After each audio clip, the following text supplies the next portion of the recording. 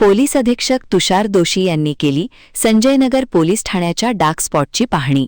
सांगली शहरातील गुन्हेगारी मोडीत काढण्यासाठी आणि नागरिकांमध्ये सुरक्षिततेची भावना अधिक बळकट करण्याच्या दृष्टीने सांगली जिल्हा पोलीस प्रमुख तुषार दोशी यांनी संजयनगर पोलीस ठाणे हद्दीतील विविध डार्क स्पॉटला प्रत्यक्ष भेट देत परिस्थितीचा आढावा घेतला।